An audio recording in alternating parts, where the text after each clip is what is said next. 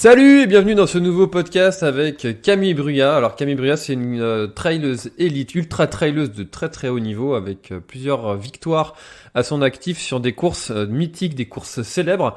Et elle est aussi kiné, formée à la clinique du coureur et fait partie du team élite de la clinique du coureur. Donc c'est quelqu'un qui sait de quoi elle parle en termes de sport santé. On aborde justement tous ces sujets avec Camille du sport, de l'ultra trail, du trail, et bien elle nous partage aussi ses conseils, ses meilleurs conseils pour continuer à performer dans votre sport, à continuer sur la durée. On parle aussi de yoga, on parle aussi de vivre de l'ultra trail en tant que traileuse élite. Voilà la vie d'un trailer élite, d'une ultra traileuse. On parle aussi des femmes dans le milieu du trail. Et on parle aussi d'un sujet dont on n'avait encore jamais parlé sur le podcast, c'est les coureurs de fin de peloton. Le grand respect que ces trailers élites ont envers ce public qui arrive souvent en mettant 2 fois plus de temps que pour rejoindre l'arrivée. Voilà, c'est de tous ces sujets dont on parle. Alors je suis désolé, pendant notre échange, il y a eu quelques coupures. J'ai rempli ces coupures avec les questions qu'il y avait dans l'espace commentaire du live. Voilà, Camille a eu quelques déconnexions, donc j'en suis désolé pour ces moments de coupure, mais rassurez-vous, on reprend la main à chaque fois. Je vous souhaite un très très bon moment en ma compagnie et en celle de Camille. Allez, à tout de suite. Bonsoir à tous, bonsoir Camille, merci d'avoir accepté mon invitation. Comment ça va Camille ? Salut tout le monde, ça va très bien. L'été est là, Génial. tout va bien. Bon, bah, il a l'air de faire beau, en tout cas, derrière toi, là, ça a l'air d'être agréable. Je pourrais pas faire la même parce que c'est la grosse pluie, là, en ce moment, chez moi. Donc, je t'envie un petit peu, je te l'avoue. C'est ça d'être breton. Ah, bah, là, c'est de la pluie d'orage. On n'est pas habitué à l'orage, mais c'est vrai que là, pour le coup, je ne peux rien dire parce que alors Camille, la première question que je pose toujours à mes invités sur Café Trailer, c'est que tu nous rappelles, s'il te plaît, ton premier trail. Alors, mon tout premier trail, vrai trail longue distance, je vais dire que c'est quand j'ai commencé à La Réunion sur la Mascareigne, 65 km. 4000 de dénivelé, une île que je découvrais. Donc, ouais, un super souvenir. C'était dur. C'est un petit peu étonnant de commencer par une course aussi hard. C'est quand même pas parmi les courses les plus faciles pour commencer. Tu démarrais d'où avant? T'avais quand même un petit passif de sportive. Ouais, je faisais de l'athlétisme sur une piste et de la route. Mais et puis j'habitais à Grenoble, donc je courais quand même en montagne. Et en fait, on a décidé d'aller vivre à La Réunion pour ça, on s'était inscrit sur une des courses de la Diagonale des Fous, mais quand même pas la Diagonale directement. Ok. La diagonale, ça c'est un objectif que tu as. Tu l'as déjà fait, il me semble. Ouais, bah du coup, ouais, suite à la Mascarène, l'année d'après, j'ai fait le Trail du Bourbon et l'année encore après, j'ai fait la Diagonale des Fous. Puis après, on est Ok. rentré en métropole. Et alors, ça c'était en quelle année? Diagonale des Fous 2018. 2018. Et Mascareignes, c'était 2016. 2016. Parce qu'il me semble que tu les as gagnés, toutes ces courses-là. Pas la Diagonale. Pas diagonale, pas encore. Ouais, non, Mascarène Bourbon et la Diagonale, je fais cinquième. Cinquième. D'accord. Et souvent, une des caractéristiques que je remarque quand je fais des interviews comme ça avec des athlètes élites, c'est que souvent, dès le départ, il y avait un niveau, il y avait un potentiel. Souvent, les premières courses, même si c'est pas forcément des podiums, c'est des très bonnes places. Est-ce que toi, tu avais des prédispositions à faire ce sport et puis à le faire avec un niveau de performance aussi élevé? Des prédispositions, je sais pas. Je viens de l'athlétisme quand même, donc j'ai, on va dire, entre guillemets, appris à courir en école d'athlé. Et même si j'ai commencé à 17 ans, 18 ans, voilà, on a quand même toujours une base d'apprentissage d'école d'athlé. Et après, je pense que c'est surtout quand j'ai commencé à allonger la distance, parce que sur piste, j'étais pas du tout extraordinaire, hein. Je faisais des bons chronos, mais c'était pas non plus fou. Mais je pense que c'est en allongeant la distance que je me suis rendu compte que ouais, je pouvais performer sur des distances plus longues. Ok. Et pourquoi avoir choisi de partir sur... Parce que tu as quand même gagné des courses entre guillemets courtes, mais pourquoi est-ce que tu as fait le choix de partir sur des distances plutôt longues? Bah, j'aime bien encore mixer, on va dire entre guillemets, ce que c'est possible si on n'est pas trop exigeant avec nous-mêmes sur les formats plus courts. Mais je pense que les distances les plus longues, c'est les distances sur lesquelles je peux m'exprimer le mieux et je vais très vite plafonner sur des distances plus courtes. Donc je me régale, mais je sais que j'ai des limites quoi. Je peux pas aller très très très très vite. Donc je m'éclate, mais voilà. Alors que sur du long, on peut toujours progresser sur plein de points. Il y a tellement de paramètres Hmm. que j'ai encore beaucoup à explorer. Et puis voilà, je pense que je m'éclate aussi un peu plus sur le long. Et tu dirais que ce serait quoi ta qualité justement à améliorer si on avait une impérativement qui te ferait gagner peut-être plusieurs dizaines de minutes ou faire des meilleures places Sur le long ou sur le court? sur le long? Sur le long, ouais, la gestion, l'expérience, c'est des choses qui nous apportent beaucoup sur des très longues distances.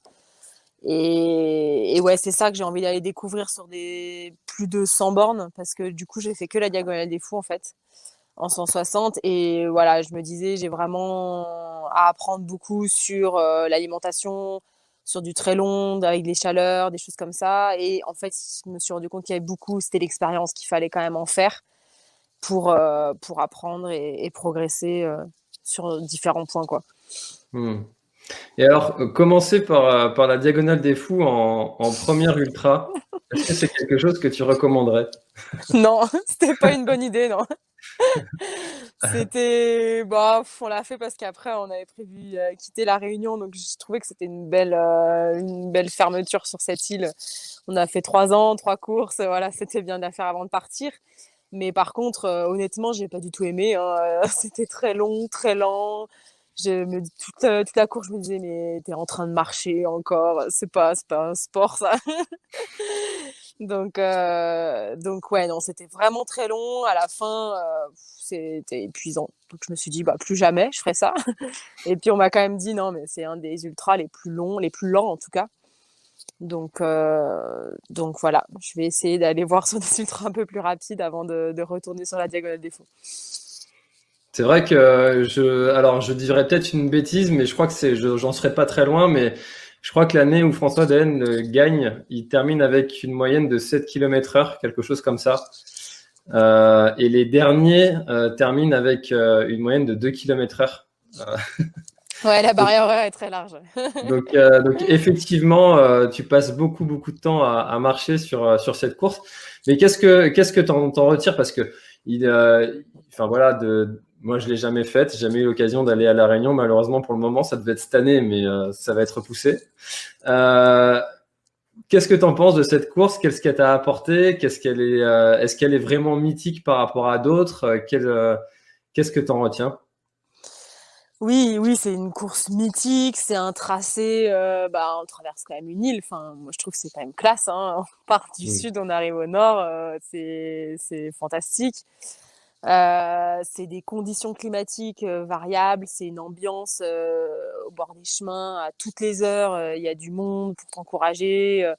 C'est quand même c'est l'événement de l'année sur l'île au niveau sportif, tout sport confondu. Enfin, il y a quelques matchs de foot qui passent au-dessus, mais c'est quand même quelque chose. Donc ouais, faut aller voir pour y croire déjà, pour y vivre et puis bah c'est magnifique hein, les paysages, Mafat, on passe au volcan, puis Mafat, puis bon la fin c'est un peu mais bon de toute façon on n'est plus là pour regarder donc ça sert à rien. Donc ouais non sur plein de points cette course est quand même ouais comme on dit mythique et voilà moi ce que j'en retiens c'est que c'est fantastique de la finir en fait déjà c'est une aventure à part entière quoi. Alors, combien de temps t'avais mis l'année où tu l'as terminé? J'avais mis 32 heures. Et quand tu penses qu'il y a des gens qui mettent 2 fois plus. Ouais, c'est 65 heures, je crois, le dernier. Donc, Ah, ouais, ouais, chapeau. bah, c'est vrai que ça, c'est une question que j'ai jamais posée, tiens. Qu'est-ce que, quand toi, tu es arrivé et que tu vois qu'il y a des gens qui vont encore mettre le double de ce que tu as mis pour arriver, qu'est-ce que tu te dis? Qu'est-ce que tu penses de ces gens-là? Bah, moi, je me dis qu'ils sont encore plus courageux et encore plus. Je me dis, waouh, quoi, c'est impressionnant parce que c'est encore le double de temps sur les sentiers, le double de temps, bah, entre guillemets, à souffrir, mais aussi le double de temps à vivre des émotions de ouf. Et pour moi, c'est encore plus dur, en fait. Enfin, c'est encore plus dur. Souvent, c'est des gens qui sont encore moins préparés, moins et qui vont encore plus souffrir le lendemain. Donc, je me dis que, ouais, vraiment, je suis hyper admirative, surtout. Ouais, mais c'est vrai. Alors, personnellement, ça m'est jamais arrivé d'arriver avec comme ça le double d'avance de ceux qui arrivent derrière moi. Mais souvent, j'ai souvent une grosse pensée quand j'arrive peut-être en début de soirée, puis que certains, je sais qu'ils vont finir le lendemain matin. Je me dis, purée, ils ont encore une nuit, les pauvres. Ouais, ouais, ouais, c'est sûr. Et enfin, ouais, moi, je trouve ça très courageux et très. Parce que eux, enfin, tout est pensé comme ça. Donc, c'est. Ouais. Non, non, c'est vraiment, vraiment chouette. Bon, et ben écoute, pour la première fois, on aura parlé des personnes de la fin du peloton Qui ont dans une Café grosse Trail. importance, hein. À La Réunion, je pense qu'il y a quasiment plus de monde pour le dernier que pour le premier. Alors que pour les premières femmes, là, il n'y a pas de doute, il y a personne pour les premières femmes. Et par Tiens, contre, pour le dernier, c'est impressionnant, c'est même hyper émouvant. Ouais, c'est à vivre. Faut revenir pour le dernier.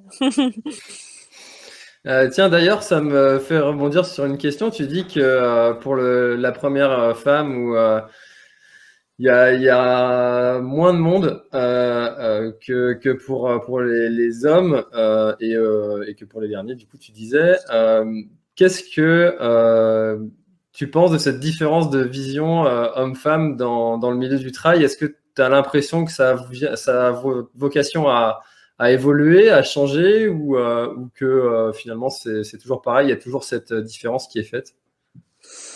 Bah, oui, c'est sûr, il y a une différence. Bah, si on prend la Diagonale des Fous, en fait, c'est tout simplement l'horaire à laquelle les premières femmes arrivent.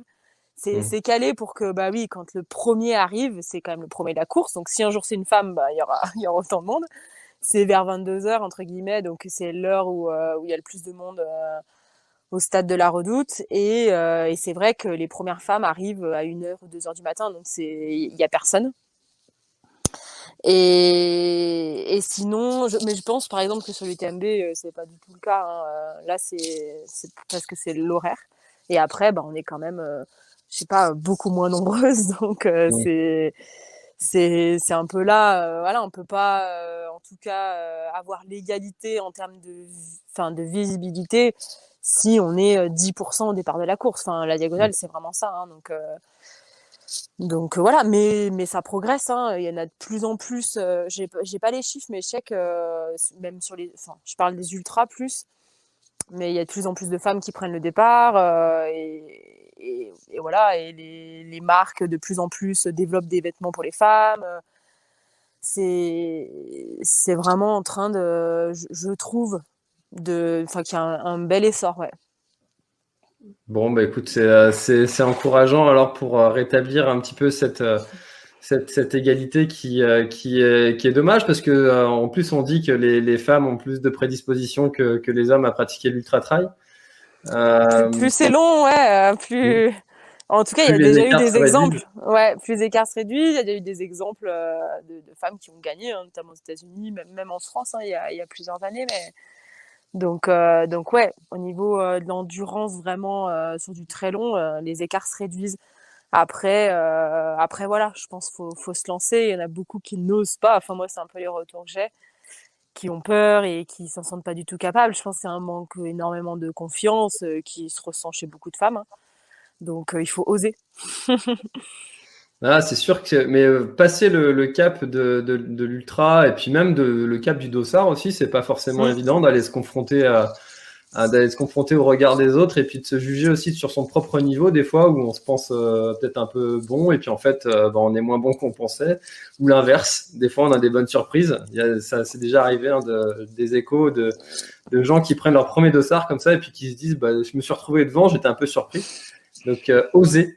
Ouais, ouais, c'est ça. Ouais, vraiment, faut se lancer. Si ça vous fait envie d'ailleurs. Bien sûr. Alors, je ne l'ai pas précisé au tout début, mais vous avez la possibilité de poser toutes vos questions à Camille si vous le souhaitez.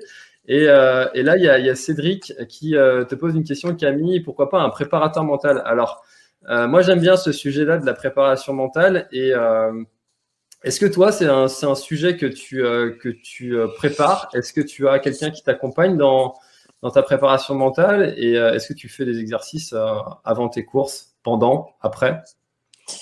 Donc non, j'ai pas de préparateur mental. Pour l'instant, déjà j'ai un entraîneur depuis 2 ans, donc c'est pas énorme. Donc je pense que pour le temps d'assimiler les plans d'entraînement, tout ça, il faut un peu de temps. Donc si on met tout en place tout en même temps, à mon avis, ça matche pas forcément. Et par contre, en ultra, on le fait un peu inconsciemment lorsqu'on analyse le parcours, qu'on décompose un peu voilà, les dénivelés, les distances, les choses comme ça. Et je pense que ça fait partie d'une des stratégies de préparation mentale. Donc voilà, je fais ça. Sinon, après, moi, je pratique beaucoup de yoga. Donc, enfin, voilà, je connais pas exactement ce qu'on fait en préparation mentale. Mais j'imagine que voilà, la gestion de la respiration, la gestion du stress, tout ça en yoga, je le travaille beaucoup. Donc en fait, c'est pareil, c'est pas directement lié, mais je pense que ça se rapproche un peu. Mais il y a certainement plein de choses à faire en préparation mentale. C'est un sujet ouais, qui m'intéresse énormément. Après voilà, faut encore plus de temps, je pense. Ouais, effectivement, c'est tout l'objectif d'un entraînement bien calibré, c'est de mettre chaque brique au bon endroit au bon moment, de développer une compétence, puis l'autre, puis l'autre, puis l'autre. Et effectivement, si on veut tout développer en même temps, finalement, on développe pas grand-chose. Mm. Et puis, du coup, c'est un peu vrai aussi pour la préparation mentale. Alors, du coup, tu as parlé du yoga. Ça m'intéresse vachement ce sujet du yoga parce que j'ai vu passer des running yoga ou du yoga running. Je sais plus comment est-ce que c'est, dans quel sens c'est. Quelle est la différence entre le yoga normal? Alors, je sais qu'il y a beaucoup de styles de yoga, mais quelle est la particularité du yoga running si tu as déjà pratiqué ça? Bah, j'ai jamais pratiqué. M'en a parlé justement la dernière fois lors du DU à Grenoble. En fait, j'ai plus l'impression que c'est enfin, le yoga, en fait, il y a ouais, effectivement plein de types et ça regroupe surtout voilà, le yoga, on voit ça comme des postures, mais il n'y a pas que les postures, c'est une des 8 branches du yoga, dont la méditation, la respiration, enfin voilà, il y a 8 branches et les postures, c'en est une. Et de ce que j'ai compris, le running yoga, c'est vraiment plus des postures adaptées au running, mais, euh, mais voilà, qui inclut aussi de la respiration, de la méditation et vraiment pour moi, voilà, cibler sur la course à pied, donc sur les postures, on va peut-être aller chercher certaines chaînes musculaires plus que d'autres, des choses comme ça. Mais c'est pas vraiment un type de yoga à part entière. Je pense qu'on dénaturerait le yoga de dire ça, je suis désolée. Non. Mais voilà, après, c'est un très bon complément avec la course à pied. Mais, euh, mais voilà, parce que la course à pied, ça en raidit beaucoup et on peut travailler plein de choses en yoga, entre guillemets, pour, euh, pour éviter les blessures, par exemple, mais pour d'autres choses. Ok. Et alors justement, quels sont les bienfaits si tu devais convaincre quelqu'un comme moi qui fait jamais d'étirement, si tu devais convaincre quelqu'un d'aller faire du yoga, quels seraient tes meilleurs arguments? Alors déjà, je vais pas convaincre quelqu'un qui en a pas du tout envie et qui ressent pas du tout le besoin. En fait, il faut quand même, je sais pas, moi je vais essayer de convaincre quelqu'un si je sens bah ouais, qu'il est stressé, qu'il est blessé tout le temps et que je sais pas, moi, par exemple, il n'arrive pas à se poser ou pas à respirer. Là, je vais lui dire bah c'est quand même un bon combo. si tu arrives à aller adhérer à un cours de yoga en travaillant l'équilibre, un peu de renforcement musculaire, de prise de conscience de son propre corps, de la respiration, tout ça dans une séance d'1 heure, parce que souvent les runners, ils manquent un peu de temps. Mm. Et ben voilà, je vais axer un peu là-dessus en disant que c'est très, ça combine vraiment plusieurs choses. Et c'est ce qui permet voilà, parfois de découvrir d'autres axes, parce que dans la course à pied, on va aussi on va explorer son corps, on va explorer son mental sur du long. Et bah, le yoga, ça se rejoint quand même un petit peu sur certains points. Donc voilà, ça peut être un bon complément. Mm. Ah, mais c'est sûr que c'est un sujet. Enfin, je suis persuadé que s'il y a des bienfaits, comme tu le dis, on a tous jamais de temps dans nos vies. Et pour avoir pratiqué un petit peu la méditation avec Petit Bambou, je Ouais, sais pas si tu connais cette application.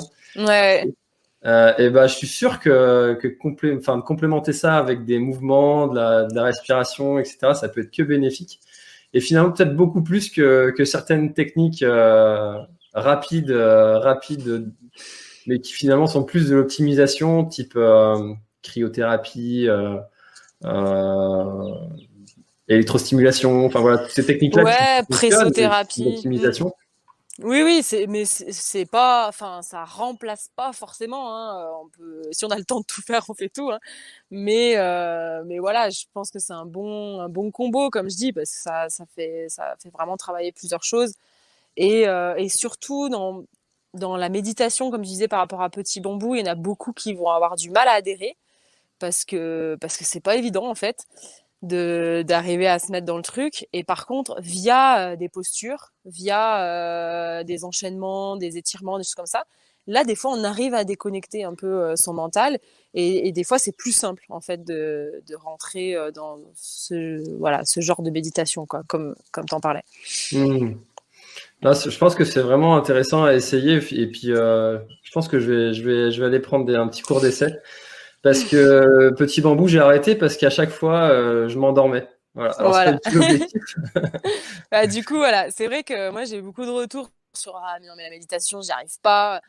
Bah ouais, moi aussi, j'y arrivais difficilement, mais c'est vrai qu'après 15 minutes de yoga, par exemple, déjà, c'est un peu plus facile de poser son esprit, on va dire, entre guillemets. Donc, faut Hmm. expérimenter. Et après, bah, toujours le même conseil par rapport au cours de yoga, il faut pas se braquer sur un cours qui nous a pas plu, parce que c'est très bah, prof dépendant, hein. On est tous mais comme un entraîneur, comme plein de choses, hein, tout le monde fonctionne différemment. Donc il faut vraiment trouver le prof qui nous correspond, entre guillemets, et le type de yoga qui nous correspond. Donc il faut pas aller se braquer sur, sur le premier cours si c'était trop lent, ou si c'était trop dur, ou si c'était... Voilà, il faut essayer plusieurs, je pense. Ouais, surtout comme on disait tout à l'heure, il y a plusieurs types et un type de yoga peut convenir à certains, pas à d'autres, etc. Donc, ça Exactement. à essayer sur plusieurs séances. Ouais. Ok, alors justement, tu parlais d'entraîneur. Tu nous as dit tout à l'heure que tu avais un entraîneur depuis 2 ans. Pourquoi avoir fait ce choix de te faire accompagner sur ta préparation et qu'est-ce que ça t'a apporté sur l'avant-après? Alors le choix, eh ben, en fait, c'est que je rentrais de La Réunion et donc je quittais mon club d'athlétisme que j'avais à La Réunion. Et donc du coup l'entraîneur qui entraînait le groupe et on a vécu pendant 1 an et demi dans un van à bouger un peu à droite à gauche partout, donc surtout en France. Et là je me suis dit mais attends, comment je vais faire pour faire mes séances, parce que je venais de l'athlétisme, donc j'avais mes séances 2 fois par semaine assez cadrées, qui m'allaient bien. Et donc voilà, on m'a dit mais attends, mais il faudrait que tu prennes un entraîneur qui du coup va individualiser l'entraînement. J'ai dit ah bah ouais, ça peut être une bonne idée. Donc à la base, c'était vraiment question pratique, et puis pour essayer j'avais un peu peur de m'entraîner toute seule, parce que je savais que la vie en van, c'était compliqué de trouver des copains, alors on voulait tout le temps sur le lieu où on était. Donc voilà, ça me permettait d'explorer différemment l'entraînement, et voilà, ce qui a très bien fonctionné. Ok, et du coup, vous avez mis en place un programme adapté alors que tu étais en van et que du coup, tu savais pas forcément la semaine d'après où tu allais être en France, tu allais avoir la piste qui va bien pour l'entraînement qui va bien. Ouais, c'est ça, ouais. Ouais, je pense que la première année, c'était un peu folklore. Mais à la fois, c'est ce qui me permettait de me cadrer quand même un peu parce que des fois, c'était à moi de m'adapter, puis des fois je faisais pas au bon endroit. Bon, mais c'est pas grave, on s'adaptait en fonction de là où j'étais, du temps que j'avais aussi, parce que suivant les remplacements que je faisais, bah, je bossais beaucoup ou pas beaucoup. Donc voilà, mais c'est l'avantage d'un entraîneur qui individualise tout parce que c'est génial, c'est s'adapter à l'emploi du temps. Ouais, bien sûr. Ouais, Il a dû voilà. s'arracher les cheveux un petit peu. Je sais pas, faudrait que je lui demande. C'est qui ton entraîneur? Un breton, Christophe Ah, Mallardet. ah, ah, bah je lui demanderai. Tu lui demanderas s'il s'arrache Je lui toujours les demanderai cheveux ou en pas. off, comme ça j'aurai la vraie réponse. Ah bah oui, forcément, forcément c'est quelqu'un de bien. Voilà, exactement. Ok, top. Alors justement, bah, ça me permet parce que Christophe était un ancien du team Salomon. Comment est-ce que s'est passé ton arrivée dans le team Salomon et comment s'est passée cette rencontre? Alors, Christophe, je le connaissais avant de rentrer dans le team Salomon. Et en fait, j'étais à Salomon Réunion D'accord. on avait un petit team surtout pour faire un peu voilà de pub Salomon à la Réunion. Et quand je suis rentrée en métropole, j'ai intégré la team qu'à la fin de l'année, suite à la CCC. Voilà, Jean-Michel Fort-Vincent m'avait appelé et j'ai intégré la team à la fin de l'année. Donc en fait, Ok, j'ai top. toujours été chez Salomon. Ouais. Mais en fait, ça fait pas si longtemps que ça que tu pratiques le trail, donc c'est pas si étonnant que ça que tu aies connu que cette team-là. Euh, enfin, on a l'air, enfin, de vue de l'extérieur. Alors, je connais pas vue de l'intérieur, hein, forcément, mais vue de l'extérieur, on a vraiment l'impression c'est une espèce de famille, de groupe de potes, comment est-ce que cet esprit il a été créé et comment est-ce qu'il fait pour être maintenu? Ouais, c'est une grande famille, Salomon. Notamment, là, cette année, j'ai découvert un peu Salomon international. Et en fait, je me suis rendu compte que bah, tous les athlètes Salomon du monde entier, entre guillemets, étaient voilà, tous dans la même famille. Et après, chaque pays a sa team voilà, avec son manager. Voilà. Et redis-moi la question. Donc oui, c'est une grande Qu'est-ce qui est famille. Et mis en place après, justement pour garder cette cohésion et cet esprit d'équipe? ce qui est mis en place, c'est bah, des stages. Nous, après l'année dernière, on a eu la chance en France de faire la grande traversée Salomon, Hmm. on a vécu ensemble pendant une semaine dans 2 vannes, donc et en dormant très très peu. Donc en fait, pour souder une équipe, t'as pas mieux. Tu mets des gugus qui font du sport et qui dorment pas, qui doivent faire à manger les ravitaux, ça. Ah, on a perdu Camille. Alors, à mon avis, c'est un problème de batterie. Elle me prévenait qu'elle avait plus de batterie. Donc je pense, enfin, j'espère qu'on va retrouver Camille tout à l'heure. C'est les aléas du direct. Voilà. Donc j'espère que Camille va trouver un moyen rapide de se reconnecter. En attendant, n'hésitez pas à poser vos questions dans la suite. Si Camille se reconnecte, ça y est, la revoilà. Bon, hop, je la remets à l'écran. Voilà. Problème de batterie? Bah non, même pas. Ah, bon, bah coupure liée aux aléas du direct. Voilà. Voilà. Bon, je suis Bon, pas du coup, on dans. était sur l'esprit Salomon et votre parcours en van où tu n'as pas dû être trop dépaysé sur cette balade en van. Ouais, c'est ça. Et du coup, ça a vraiment permis de tous se connaître. Et après, ben, on se revoit sur des événements où on est en commun. Voilà, on a souvent des nouvelles de chacun, donc c'est cool. Et puis après, Ok. on a des différences d'expérience, des différences d'âge dans tout le team. Donc c'est ce qui fait que je pense que voilà, dès qu'on a des questions, des retours d'expérience à faire, des choses comme ça, on en parle assez facilement parce qu'on sait à qui s'adresser. Donc je pense que Hmm. ça crée aussi de la cohésion sans forcément se voir toute l'année parce que c'est compliqué, on n'a pas on n'habite pas dans la même région, on n'a pas les mêmes objectifs, donc voilà. Mais on essaye de se croiser de temps en temps. Ok. Alors, je vais changer complètement de sujet. Il y a la semaine dernière, Audrey Tanguy, que tu connais bien, Ouais. nous partageait que dans le milieu du trail élite, il y avait parfois des petites techniques pour feinter ou pour faire croire à l'autre que ça va pas, mais en fait ça va. Et puis pour gagner comme ça devant. Ou des choses qui se mettent en place justement en esprit d'équipe où il y en a un qui accélère et puis qui crame en fait les autres de l'équipe d'après. Enfin voilà, on partageait des petites techniques comme ça d'athlètes élite pour essayer d'aller gagner. Est-ce que toi, tu as des petites techniques comme ça, des petites astuces que tu as déjà eu l'occasion de faire? Non. Non, pas du tout.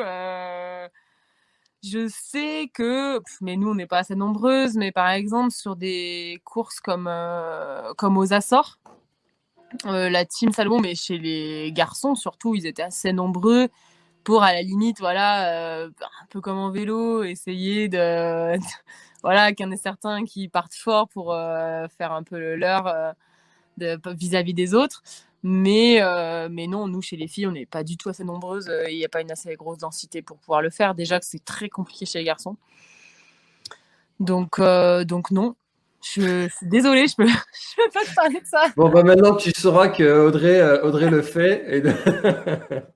Il faudra Je te me préparer méfierais. à contrer ces techniques. Ces techniques. Top. Alors, quel est, après avoir fait la Diagonale des Fous, qui est quand même l'une des courses les plus belles au monde et les plus mythiques, si j'ose dire, est-ce que il y a une course qui te fait rêver où tu te dis celle-là, il faut absolument que je la gagne un jour? Que je la gagne un jour. Carrément la gagner direct. Allez, soyons fous. Non, j'ai vraiment envie d'aller courir aux États-Unis. Donc la Western States fait partie de mes rêves, entre guillemets. Et puis la Hard Rock aussi, je pense que c'est deux belles courses aux États-Unis. Il y en a plein d'autres, hein. Je pense que c'est nous, celles qu'on entend le plus parler en Europe. Donc ouais. Et qu'est-ce qui t'attire sur ces courses-là? Ce qui m'attire, c'est... J'en ai beaucoup entendu parler de l'ambiance, en fait, très humaine de ces courses-là, où c'est que 200 au départ. Et il y a toujours une histoire. C'est des anciennes courses qui ont une histoire, bah voilà, un peu comme la Diagonale des Fous, en fait, des courses qui ont des belles histoires. Et puis, aux États-Unis, ce que j'aime bien, c'est que les 60 derniers kilomètres, souvent, c'est obligatoire d'avoir un pacer. Ah Et oui. du coup, voilà, c'est partager la course. On dit souvent qu'on court, des fois, on se sent un peu égoïste. Donc, heureusement, il y a toute l'assistance. Enfin, moi, j'adore partager ça avec l'assistance, tout ça. Donc, on se sent un peu moins égoïste, on va dire. Mais alors, le partager avec quelqu'un en fin de course qui, en plus, est là vraiment pour nous aider et pour voilà, pour la sécurité, pour plein de choses, parce qu'à la base, ils ont vraiment créé ça pour ça là-bas. Je trouve ça vraiment fantastique. Donc voilà, à la Grande Traversée, on avait déjà un peu fait ça. On allait chacun, on avait tous des 100 bornes par jour à faire et on allait tous un peu se porter l'aide et voilà, et discuter et passer le temps. Enfin ouais, j'avais vraiment adoré. Donc hâte de découvrir ça en course. Ok, super. Alors, il y a Boris qui demande, c'est quoi un pacer? Alors, ça s'écrit pas comme ça. Ouais. C'est Pacer, si je me trompe pas. Et effectivement, c'est quelque chose qu'on connaît pas beaucoup en France. Est-ce que tu peux nous expliquer déjà, et peut-être aussi dire, si tu le sais, pourquoi est-ce que en France c'est interdit d'avoir un pacer? Et quel est l'intérêt d'avoir quelqu'un comme ça qui nous accompagne au-delà du côté partage? Ouais, un pacer, l'intérêt, à la base, c'est vraiment la sécurité, je crois, hein. C'est-à-dire que c'est vrai que voir des gens à la fin de la Diagonale des Fous déambuler dans les chemins, ça peut faire peur. Hein. On se dit, il y a quelque chose qui va mal se passer. Donc, ça peut être pas mal pour tout le monde d'avoir quelqu'un qui nous accompagne, qui nous oriente le chemin, qui nous donne à manger si on a besoin, à boire si on n'a pas prévu assez. Donc, à la base, je crois que c'est vraiment de la sécurité. D'ailleurs, je crois que c'est obligatoire sur certaines courses aux États-Unis. Et pourquoi c'est pas arrivé encore, peut-être un jour, hein, en France, aucune idée. Franchement, je sais pas.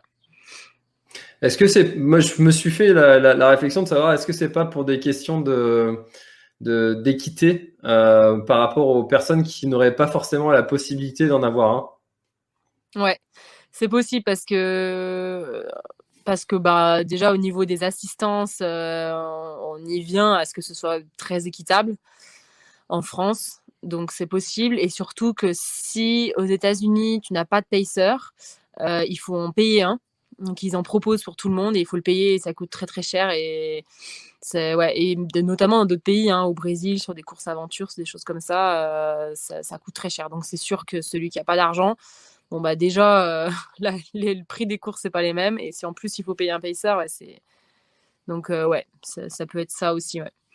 Et puis il y a aussi un aspect, c'est que si à la Western tu pars à 200, même si tu as un pacer pour chaque coureur, tu finis à 400. Sur un UTMB, tu commences à 2500. À l'arrivée, tu finis à 5000. Ouais, bah, c'est sûr que c'est déjà juste à l'entrée, c'est beaucoup plus sélectif, quoi. Donc ouais, ça sélectionne encore plus.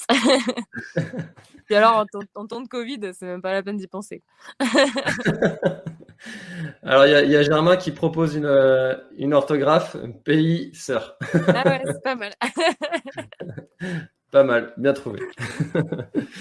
Alors Camille, j'aimerais bien qu'on parle de ta casquette kiné.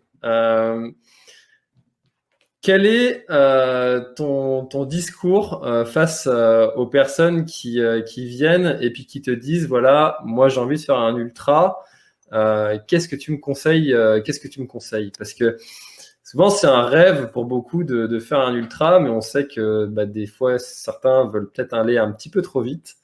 Et toi, quel est ton discours face à ces personnes? Bon, n'y allez pas, vous êtes fous. Déjà, de base. Non, comme tu l'as dit, hein, il faut être très, très, très progressif. Et voilà, et moi, tout le monde me dit, ah, mais toi, t'as quand même fait la diagonale des fous assez tôt, ça faisait pas longtemps que tu courais. Bah si, en fait, j'ai commencé à 17 ans sur la piste d'athlé, avant j'ai fait 10 ans de basket, donc je savais courir, entre guillemets. Et puis voilà, j'étais en montagne, j'habitais à la campagne, j'allais à l'entraînement en courant. Enfin, en fait, chaque individu est très différent. Il faut pas regarder sur elle a fait 60 et 2 ans après elle fait 160. Moi, je peux le faire. Faut pas, voilà, faut vraiment, c'est propre à chacun en fonction de sa vie aussi. Si on a des enfants, si on a un boulot qui nous prend 60 heures semaine, c'est pas pareil parce que ça demande beaucoup de temps.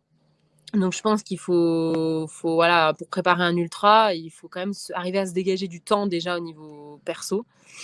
Et puis bien s'entourer. Franchement, je pense d'un entraîneur, voilà, c'est quand même indispensable d'avoir d'autres copains qui préparent un peu les mêmes objectifs pour faire des sorties longues ensemble, au lieu de toujours avoir des week-ends à aller borner tout seul. C'est toujours plus sympa. Voilà, faut l'anticiper un petit peu parce que se préparer un ultra, souvent on se dit tiens, je m'inscris, si je suis tiré au sort, c'est bon. Bah voilà, il y a des années qui sont mieux que d'autres si on a les copains qui font en même temps, si on a la famille qui suit, des choses comme ça. Donc je pense qu'il faut être très progressif et bien s'entourer. Ouais, et puis voir cet ultra justement comme un tout et rentrer ça dans un presque un schéma de vie, ça doit faire partie de la vie parce que c'est aussi prenant pour la personne qui court que pour son entourage aussi. Et ça, c'est vrai que des fois, c'est des sujets qu'on pense pas vraiment avant de se lancer dedans et d'apprendre en compte. Ouais, c'est sûr. Bah, surtout si on veut le faire assez rapidement. Après, si c'est sur plusieurs années qu'on progresse et tout, bon, on y arrive un jour, hein, mais c'est vrai que si c'est un objectif diagonal dans 2 ans, bah ouais, faut que tout le monde soit bien d'accord. C'est sûr. Alors justement, en parlant d'ultra, traumatiquement parlant, je sais pas si ça se dit comme mot d'ailleurs, traumatiquement parlant. Oui, ça s'entend. Qu'est-ce que tu as trouvé de pire? Parce que je sais que tu as fait l'UT4M Challenge, donc 4 fois 40 et quelques kilomètres, voilà, et tu as aussi fait la Diagonale des Fous. Qu'est-ce qui t'a, toi, le plus euh, marqué? Qu'est-ce qui a été le plus impactant musculairement, articulairement? Et finalement, est-ce que ton cas peut être une généralité aussi sur cet aspect-là? Bah, clairement, la Diagonale des Fous, ouais, c'était beaucoup plus physiquement, mentalement, surtout beaucoup plus dur. Et j'ai mis beaucoup plus de temps à récupérer que l'UT4M, par exemple.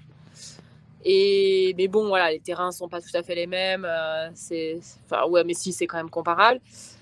Et je pense que c'est pas reproductible chez tout le monde. Il y en a, ils vont trouver les courses par étapes le lendemain très dures à revenir. Moi, je sais que je récupère assez bien en général, donc les courses par étapes, ça me correspond bien. Ouais. Même j'avais refait du coup aux Açores, une intensité beaucoup plus haute.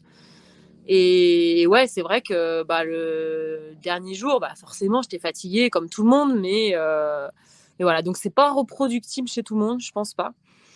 Mais ouais, pour moi quand même, un 160, c'est beaucoup plus traumatisant. Et d'ailleurs, c'est traumatisant le mot. Et voilà, et surtout mentalement, parce qu'en fait, c'est très fatigant, alors que quand on récupère tous les 40 bornes, ouais, je trouve que ça passe quand même mieux, en tout cas pour après, quoi. Hmm. Là, c'est sûr. Et puis c'est une fatigue générale en fait. Il y a de retour. On est de retour. Je suis de retour tout seul. Hop, je vais m'enlever cette petite trait. Voilà. Mais je pense que du coup là, Camille va revenir. J'ai confiance. J'espère que c'est la dernière fois. Parce que meubler comme ça, finalement, c'est pas forcément évident. Voilà. Euh, alors, on va aborder les questions kiné, si ça vous intéresse sur cette fin il nous reste 20 minutes. Donc, n'hésitez pas à mettre vos questions pour terminer et clôturer cet échange.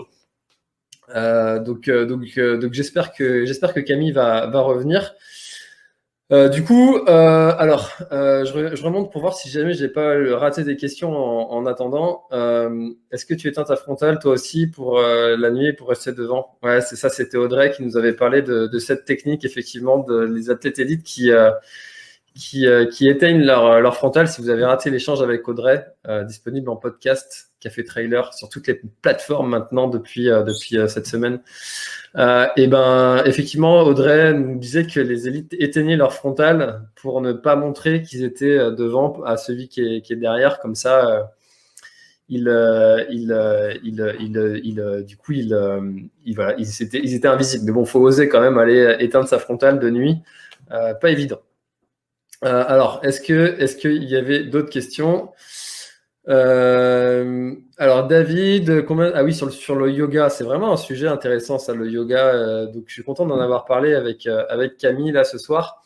Combien de séances de yoga par semaine pour combien de séances trail? Bah ça, je pense que ça va dépendre encore une fois de l'historique de chacun, hein. Il faudrait commencer par rajouter une séance et peut-être enlever une séance de renforcement musculaire sur ta semaine, David, et puis ensuite, tu mets ta séance de yoga à la place.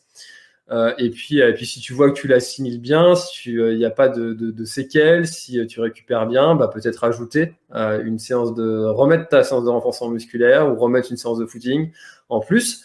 Et puis voir comment tu t'adaptes à ça. Et si ça passe bien, bah, voilà, continuer comme ça en rajoutant. Et puis aussi, au bout d'un moment, on rajoute plus parce que quand on arrive à 12 séances semaine, ça commence à faire beaucoup. Donc on arrête. Alors, David encore, qui avait là une question pour Camille. Camille, quel regard as-tu sur les victoires de femmes comme celle de Sylvaine Cusso au Cap-Vert? Bah, c'est exceptionnel hein, quand même. Bon, voilà, cette victoire de Sissi, elle est fabuleuse hein, avec Manon. Ça a mis un grand coup de projecteur sur les femmes et le trail et c'est une très bonne chose, c'est chouette. qu'elles aient pu gagner, qu'elles aient pu passer surtout un bon moment, qu'elles n'aient pas été victimes de la chaleur, mais en même temps, comme on le dit souvent, quand on prépare un trail, il faut vivre dans les conditions de ce trail. Si tu prépares un trail dans le froid, vaut mieux aller vivre en Antarctique que dans le désert pour préparer ce trail-là. Et là, du coup, Sylvaine Cussot, elle était à La Réunion, elle était habituée à la chaleur, ce qui n'était pas le cas du coup de François Daen, qui avait été plutôt habitué à faire du ski. Donc c'est en partie, alors je sais pas, hein, j'ai pas toutes les réponses à ça, des raisons qui ont fait que François Daen ait chopé ce coup de chaud là. Mais toujours est-il que, alors je sais plus quelle femme avait dit ça. Je pourrais retrouver pour afficher mes sources. C'est pas juste que ça vienne de moi, mais il y avait une femme élite qui avait dit un jour si je gagne un trail, c'est que les hommes n'étaient pas là avant. Voilà. Ça y est, retour de Camille. Voilà, c'est bon. Les joies du direct, quoi. Mais c'est pas grave, j'arrive bien à meubler comme ça, il n'y a pas de problème. C'était pour voir. Voilà. Alors du coup, je me suis permis de répondre à 2-3 questions qui étaient à l'origine pour toi, mais Je te fais j'ai donné mes réponses. Et du coup, comme j'ai évoqué 3 sujets presque pendant que tu étais parti, je sais plus de quoi on parlait avant. On parlait de... je sais plus. Ça devait être super intéressant en tout cas. Attends, on était sur quoi? Non, je sais même plus. Bon, écoute, on va enchaîner, il n'y a pas de problème. Et alors, question directe d'Émilie. Salut Camille, l'alimentation pour toi en course, est sucrée, salée et à quelle fréquence? Merci. Alors, c'est les deux. Et plutôt sucré si c'est de la haute intensité. Et plutôt salé sur du long, très long, voire que du salé sur du long. Ok, c'est vrai que ça, il y a un moment, je faisais confiance à mon instinct de me dire quand j'arrive devant une table de ravito, il y a des choses qui vont me faire envie et pas d'autres. Quel est ton avis sur cette technique? Exactement ça. J'arrive, moi j'aime bien passer devant le ravito et voilà, souvent quand on a des assistances, on oublie un peu ça. Et moi j'aime bien justement passer devant le ravito et regarder tout ce qu'il y a. Et des fois, voilà, je prends du saucisson et du fromage, ça me fait envie. Ou inversement, voilà. Ouais, je pense que c'est ultra important le corps est tellement bien fait qu'il nous parle. Donc si on a envie de saler, il va nous le dire et il va nous dire prends ça. Donc ouais, je fonctionne comme ça. Et est-ce que tu pratiques la même technique pour l'hydratation? Parce que il y a la fameuse technique de mettre sa montre à sonner toutes les 10 minutes et puis de boire un petit peu, une petite gorgée toutes les 10 minutes. Et puis il y a aussi l'autre école qui dit votre corps est bien fait, il a évolué depuis des dizaines de millions d'années en vous donnant des réflexes de boire quand vous avez envie de boire. Et donc toi, qu'est-ce que tu fais concrètement? Comme en alimentation, je bois quand j'ai soif. D'accord. Et voilà, essentiellement de la boisson isotonique quand même la plupart du temps. Mais sur du long, c'est pas possible de boire sucré tout le long. À la fin, on n'en peut juste plus. Donc, soit on peut plus manger, enfin, on n'a plus trop envie de manger. Donc, c'est bien d'avoir quand même un peu de sucré et on va dire, d'énergie à propos de calories dans sa boisson. Mais sinon, ouais, moi, je bois beaucoup boisson isotonique en courant. Et si j'arrive au ravito, souvent, je bois de l'eau pure ou des choses comme ça. Voilà, je suis plutôt dans ce sens-là, mais après, ça peut être l'inverse aussi. C'est juste qu'apporter beaucoup de sucre d'un coup, peut-être que c'est un peu moins facile à assimiler. Mais ouais, sinon, c'est boire quand j'ai soif. Et pareil, si on écoute bien son corps, il est assez bien fait pour nous dire. On n'a pas besoin d'avoir la montre, il faut le rappeler. Après, ça peut être des techniques transitoires pour des gens qui ont des problèmes de s'alimenter. Voilà, je vois à quelle fréquence tu manges. Ça m'arrive de recommander, de dire, bah, essaye de manger un bout de barre, parce qu'il y a des gens vraiment qui n'arrivent pas à manger. Donc, mais il faut pas s'habituer à ça, entre guillemets. Il faut se dire, c'est un moyen pour mettre en place une stratégie, mais il faut qu'après, le corps, il comprenne que ça doit être naturel, quoi. Donc, c'est long, des fois, à acquérir. Hein. Ça s'acquérit pas sur, sur 1 ou 2 ans. Enfin, voilà, des fois, c'est très, très long. Hmm. Mais voilà, ça peut être des stratégies, mais je pense qu'il faut pas s'habituer trop à ce genre voilà, d'éléments sur la montre. C'est très bien, mais bah, c'est comme tout. Le jour où vous oubliez votre montre, vous faites quoi? Vous prenez pas le départ de la diagonale des fous. Enfin, c'est quand même, voilà, faut pas être trop dépendant, quoi. Ce serait dommage, effectivement, de ne pas prendre un départ pour cette raison, effectivement. Non, mais c'est vraiment intéressant parce que c'est des conseils qu'on entend souvent, ça, le conseil de la montre. Et ouais, j'aime bien avoir aussi des expériences, des retours d'avis, de pratiques différentes. C'est toujours intéressant de voir comment chacun s'adapte aussi avec tout ce qu'on entend, tout ce qu'on dit. Alors justement, en parlant de tout ce qu'on entend, tout ce qu'on dit, il y a Patrick qui te demande quel est le rapport de Camille avec le minimaliste en course à pied et lien avec la clinique du coureur. Forcément, on associe souvent les deux, même si tu pourras le dire, c'est pas toujours que minimaliste, clinique du coureur. Ouais, Et c'est vrai. surtout en ultra trail, quels sont tes modèles de chaussures Salomon en ultra? Ouais, alors je réponds tout de suite au modèle en ultra. Actuellement, je cours avec les Ultra 3. Qui sont top. Enfin, pour moi, un bon compromis, assez légère, assez dynamique et résistante pour le long. Elles sont bien. Et mon rapport avec le minimalisme, alors pour anecdote, j'ai quand même fait la diagonale des fous quasiment tout le long en Sense 6. Donc, je sais pas si ça vous parle, c'est quand même une chaussure très légère, Ah oui. très peu d'amorti, très peu de technologie, entre guillemets. Bon, la 6, c'était quand même un peu mieux que maintenant la 8, où là, je pourrais pas faire la diagonale avec, mais voilà, en fait, comme j'ai toujours couru en Sense, mon pied s'était habitué à la Réunion avec ces chaussures-là. Donc, ça s'est très bien passé. J'ai juste fini un peu à la fin avec une autre paire. Mais voilà, donc oui, c'est possible de faire un ultra avec des chaussures assez légères et assez minimalistes. Alors voilà, je parle pas de Five Finger ou pieds nus, hein. Mais oui, c'est possible. Tout dépend de son adaptation. Tout dépend. Voilà, c'est comme tout. On passe pas d'une chaussure très légère et très minimaliste à des grosses chaussures, enfin inversement dans les deux cas, quoi. Donc mon rapport, c'est oui, forcément, moi j'adore courir avec des chaussures très légères, mais je viens de la piste aussi, donc j'ai fait des compétitions avec des pointes. Donc des pointes, au niveau minimalisme, vous n'avez pas mieux. Donc c'est pareil, c'est pas un exemple forcément. Voilà, avec des pointes, on se forme beaucoup. Enfin voilà, c'est avec les pieds, les mollets, tout ça, on est habitué.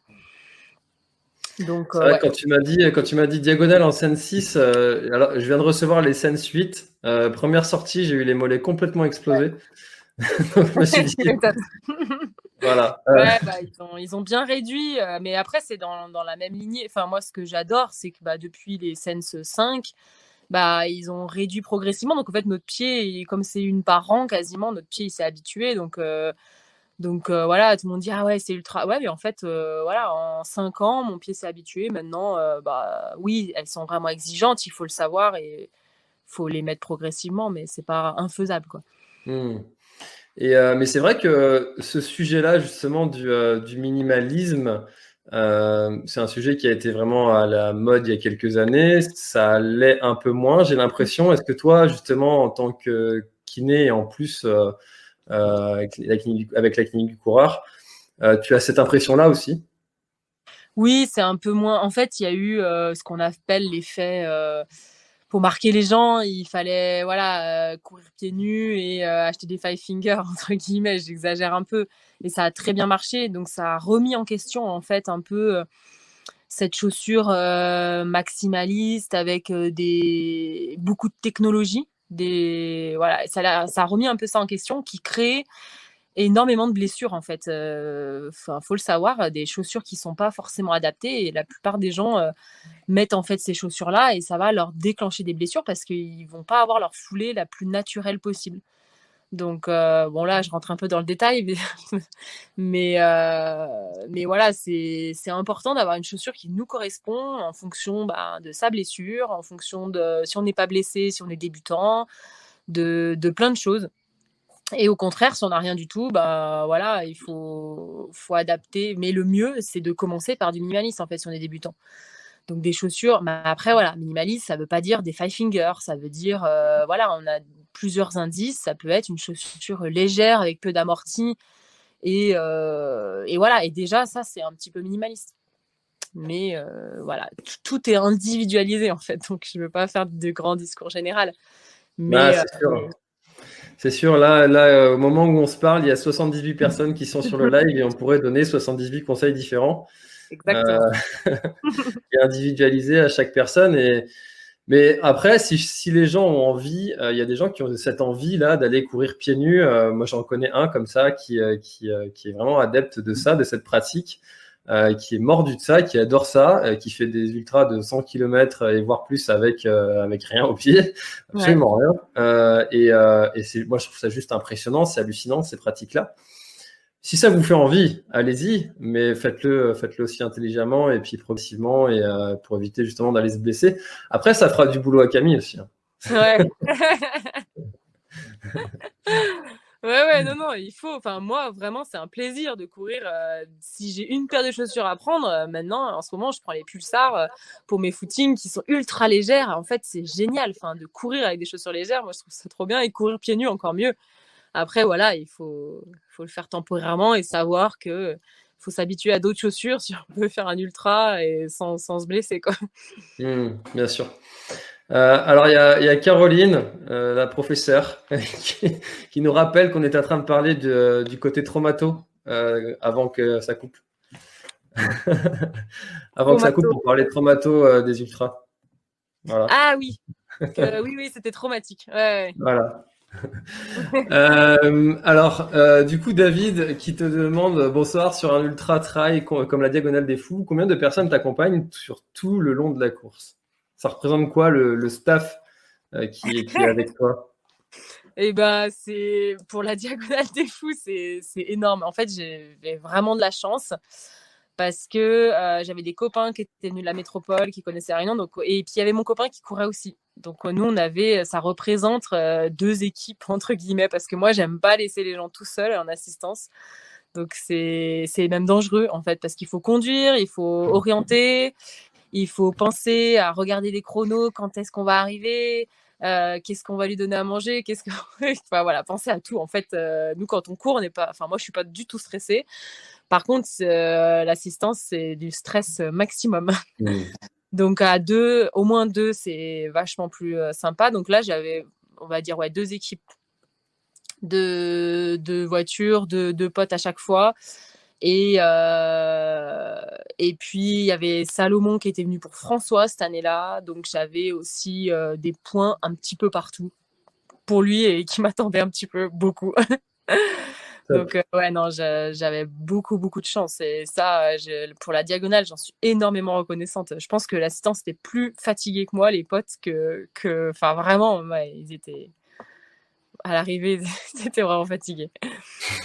Donc, S'ils nous regardent, on les salue et on les félicite. Mais c'est vrai que j'avais entendu dire sur la Diagonale, on aura beaucoup parlé de la Diagonale aujourd'hui. Ouais. Sur la Diagonale, les assistants font entre 800 et 900 km pour rejoindre tous les points. Parce qu'il faut rentrer dans les montagnes, ressortir, revenir. Et j'avais entendu parler de ça. Donc ça ne me surprend pas que tes assistants soient complètement explosés. C'est possible, c'est surtout pas possible de tout faire. Donc ouais, il faut faire des choix et c'est pas possible d'aller partout du tout. Donc voilà. Et puis surtout, ça peut être très dangereux. Hein. Il faut aller dans Sillaos. Enfin, les routes, elles sont infernales. Enfin, vraiment, chapeau à tous ceux qui ont fait l'assistance sur la Diagonale des Fous et qui sont arrivés, en fait, parce qu'il y a simplement des fois, ils sont pas là. Hein. Enfin, moi, je m'y attendais. Hein, je me disais, il y a un souci, il y a une voiture en panne. Je peux ne pas les voir à ce point-là. Enfin, c'est largement possible. Donc, faut pas s'inquiéter, faut pas les engueuler. Même si avec la fatigue, ça doit être tentant. Ouais, mais non, parce que vraiment, je pense qu'un jour, il faudrait que je le vive en tant qu'assistante et je dirais pas la même chose. Je suis C'est très sûr d'ailleurs, qu'on assistante. tire notre chapeau à toutes les personnes qui nous accompagnent sur nos aventures. Voilà. Ouais. Allez, dernière question. Fleur qui te demande si tu as des problèmes gastriques lors de tes courses. Eh ben non, j'ai jamais connu ça. Voilà, mais je pense que je connaîtrai un jour. Hein. Faut pas, faut pas se leurrer. Ça m'arrivera peut-être un jour. Donc voilà, faut découvrir un ultra. C'est beaucoup d'abandon à cause des problèmes digestifs. Hein. C'est peut-être plus de la moitié, je crois. C'est quand même énorme. Et voilà. Après, tant qu'on n'a pas eu de gros soucis particuliers, je mets rien en place, mais ça peut m'arriver, ouais, bien sûr, mais jamais. Non, c'est sûr. Et puis beaucoup de personnes sont même obligées d'aller se faire accompagner pour après avoir testé plein de choses. L'ultime technique, c'est d'aller se faire accompagner par quelqu'un qui est spécialiste justement des longues distances et de l'alimentation sportive. Donc si c'est votre cas, n'hésitez pas à le faire. Encore une fois, de vous accompagner, de faire accompagner. Ouais. On l'aura ça aussi, on l'aura beaucoup dit. Ouais. Allez, tiens, ça c'est pas mal. Ça, je note. Croises-tu souvent François Daen? Si oui, pourras-tu lui dire qu'on aimerait le voir un jour dans Café Trailer? Je ne peux que être d'accord avec. Je dirais, mais lui, c'est l'heure de l'apéro hein, à 20h15. Donc, il va falloir changer le nom de l'émission, c'est ça que tu es en train de me dire? Ouais, déjà. Et il faut le faire à 18h. Quoi. Voilà. Alors, Camille, il y a toujours une dernière question dans l'émission. Qu'est-ce qu'on peut te souhaiter pour cette année 2021, que ce soit au niveau sportif, au niveau vie pro, perso, ce moment est le tien. Tu peux nous dire ce que tu veux. S'il y a quelque chose qu'on peut te souhaiter pour 2021, partage-le nous. Eh ben moi, je souhaite que toutes les courses reprennent avec tout le monde, qu'on porte plus de masque et que ce soit, ça redevienne des belles fêtes et des belles émotions. C'est en train de reprendre, donc c'est cool. Mais ouais, je pense que tout le monde souhaite ça et voilà. Et qu'on retrouve bien notre liberté. Ouais, c'est clair. Je ne peux que être d'accord avec toi. Alors, merci beaucoup Camille. Où est-ce qu'on peut retrouver toutes tes aventures si on a envie de te suivre? Bon, si vous avez envie de me suivre, non, Instagram un peu, voilà, Instagram, Facebook. Instagram plus quand même maintenant. D'accord, ça roule. Bon, merci beaucoup Camille d'avoir partagé cette heure avec nous. D'être motivé à faire tous ces lives là, c'est génial. On ne lâche rien chaque mercredi à 20h30 depuis 1 an. C'était d'ailleurs, c'était les 1 an aujourd'hui de Café Trailer. Ah bah je suis ravie. Punaise, on aura fêté l'anniversaire ensemble. Ouais, franchement, bravo à toi. C'est aussi grâce à des gens comme toi que ça anime notre sport. Donc merci beaucoup. Et en tout cas, c'est un grand plaisir de partager chaque semaine avec des invités tous différents et qui ont des histoires à chaque fois enrichissantes. Et voilà. Donc moi, je prends beaucoup de plaisir à le faire pendant cette année. Ça a été vraiment un grand plaisir. Même si je t'avoue quand même que je suis content que cette pause du mois d'août arrive. Ouais, tu m'étonnes. Tu vas pouvoir profiter de ta famille. Il faut. Voilà, exactement. Merci beaucoup encore une fois Camille. Merci beaucoup à tous d'avoir été présents encore une fois dans l'espace commentaire. C'était un milieu très riche, très intéressant. Et merci Camille, bonne soirée. Et puis on va se souhaiter une évolution covidesque positive. Voilà. Merci et désolé pour le petit bug informatique. Ce sont des aléas du direct. Voilà. Je fais avec. Allez, bonne soirée, bye bye. Merci. Et voilà, cet épisode avec Camille est maintenant terminé. J'espère qu'il vous a plu, du moins je le pense. Si vous êtes arrivé jusque-là, c'est qu'il vous a sûrement intéressé, plu, occupé durant votre sortie running, votre sortie trail long, votre footing, votre trajet en voiture ou votre ménage. En tout cas, si vous souhaitez soutenir l'émission, et comme Jocelyn, Delphine, Fleur, Gianni, Benjamin, Alexandre et Loïc, vous pouvez adhérer au Patreon et ça vous permettra d'avoir plusieurs avantages, plusieurs contributions en participant justement à ce Patreon qui fait vivre ce podcast Café Trailer, qui est voué à évoluer, à avoir plus d'émissions, à avoir plus de contenu de meilleure qualité, encore avec d'autres invités, d'autres sujets à l'avenir. Voilà, donc participez au Patreon, c'est vous qui faites vivre pour le moment cette émission. Donc cette émission est la vôtre. Grâce à vous, c'est comme ça que l'émission va pouvoir durer dans le temps. Grand merci encore une fois, Jocelyn, Delphine, Fleur, Gianni, Benjamin, Alexandre et Loïc, à vous de faire vivre cette émission. Et moi je vous dis à très bientôt. C'était François et Camille. Bye bye.